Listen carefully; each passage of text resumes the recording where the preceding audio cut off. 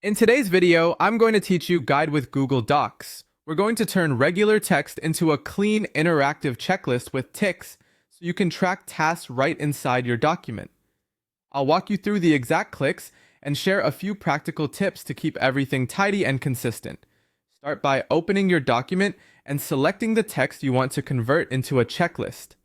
Click and drag over the lines, or use Shift with your arrow keys to make a precise selection. Each separate line or paragraph you highlight will become its own checklist item.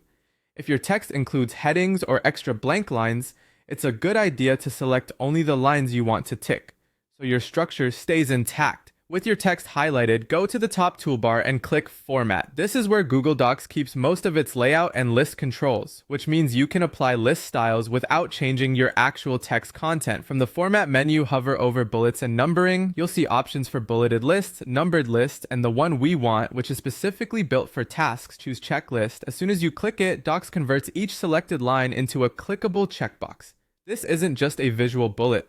The box can be checked or unchecked, letting you track progress right where you work. It's perfect for to-dos, agendas, or review lists. Next, pick the style you prefer in the checklist menu. Depending on your version, you may see different box or tick styles. Choose the look that fits your document's tone. Simple boxes for a clean feel, or a ticked style if you want completed items to be more prominent. You can switch styles later without losing content. And that's it. Done. Your checklist is now active. Click any box to mark an item complete, and it will show a tick. Press Enter at the end of a checklist item to create a new one automatically. If you change your mind, use Undo or return to Format Bullets and Numbering to remove or adjust the style. To keep things organized, use Tab to indent an item and Shift+Tab to outdent it, creating subtasks while maintaining a clear hierarchy. In shared documents, these ticks update in real time for everyone, which is great for collaboration. When printing or exporting, ticked items remain visible, so your progress carries through.